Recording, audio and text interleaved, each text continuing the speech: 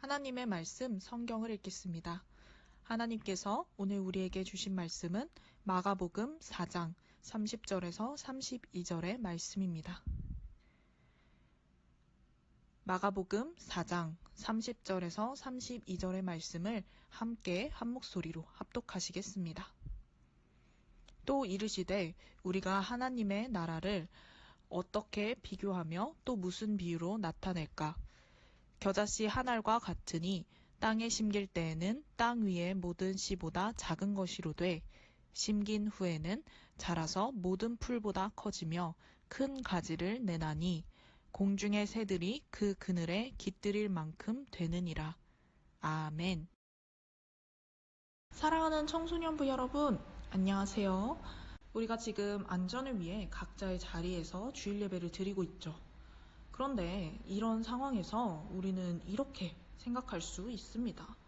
집에서 예배를 드린다니 뭔가 낯설고 예배를 드리는 것 같지 않고 예배가 예배답지 않은 그런 느낌 말이죠.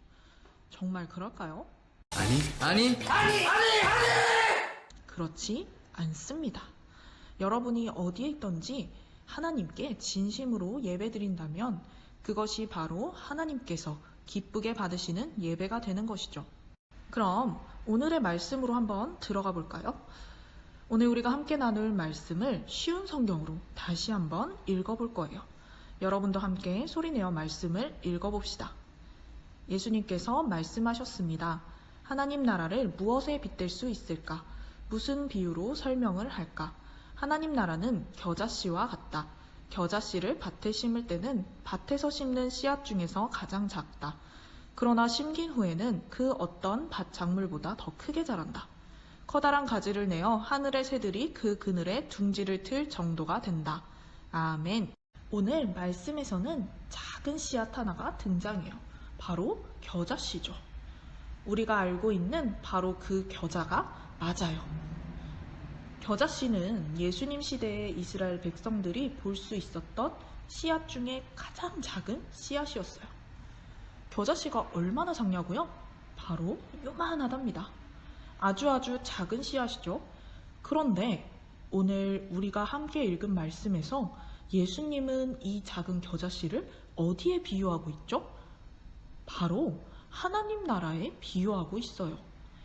아보카도, 망고처럼 큰 씨앗도 있고 하다못해 사과씨도 겨자씨보다는 큰데 이렇게 다른 씨앗 말고 왜 하필 작디 작은 겨자씨가 하나님 나라와 같다고 말씀하시는 걸까요?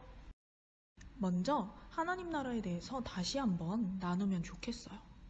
여러분 혹시 기억하나요? 1월 마지막 주에 우리는 감추인보와 비유를 나누면서 하나님 나라에 대해서 이야기했어요.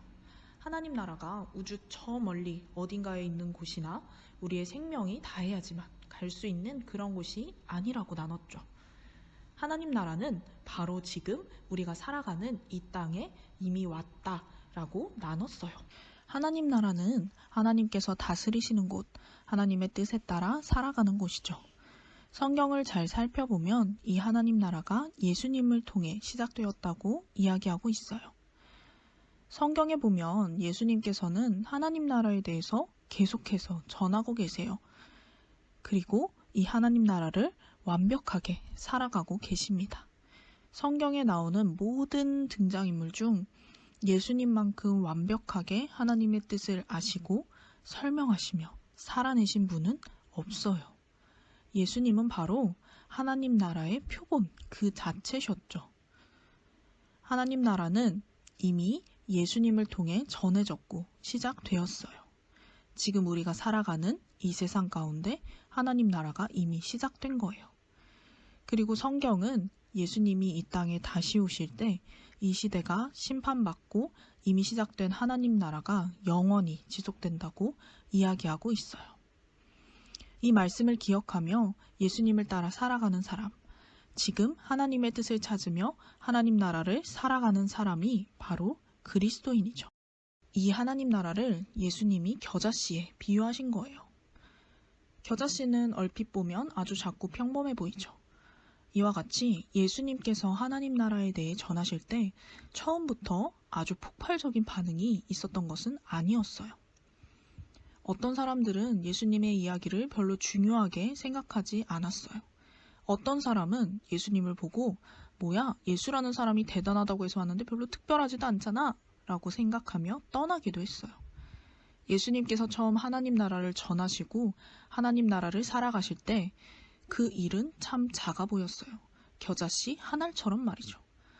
그러나 예수님께서 계속해서 하나님 나라를 전하시고 또 하나님 나라를 살아가시자 그 말씀을 듣고 그 모습을 본 사람들이 예수님을 배우고 따르게 되었죠.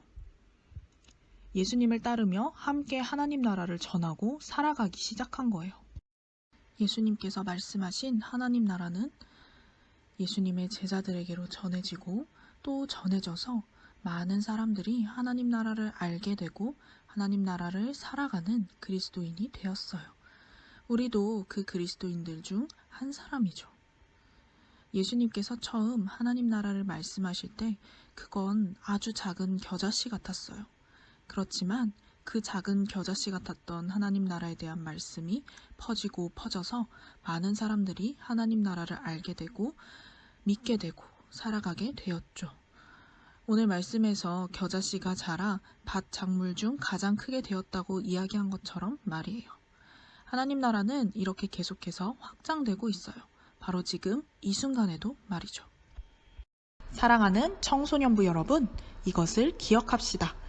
그리스도인인 우리는 이미 하나님 나라에 살아가고 있습니다. 여러분, 우리가 매일 일상 속에서 하나님을 깊이 만나고 하나님의 뜻을 알아가길 바랍니다. 그리고 내가 어떤 마음을 가지고 어떤 생각을 하고 어떤 행동을 하는 것이 하나님의 뜻에 따르는 것일까 여러분들이 알아가길 바래요. 그래서 우리가 하나님 나라에 살아가는 사람으로서 매 순간 하나님의 뜻에 따라 살아가길 소망합니다. 그렇게 매일 우리가 하나님 나라를 살아갈 때 비록 우리가 살아가는 모습들이 겨자씨처럼 작아 보일지라도 결국에는 우리를 통해 하나님 나라가 계속해서 자랄 거예요. 겨자씨가 큰 밭작물이 될 때까지 함께 하나님 나라를 확장해가는 저와 여러분이 되길 소망합니다.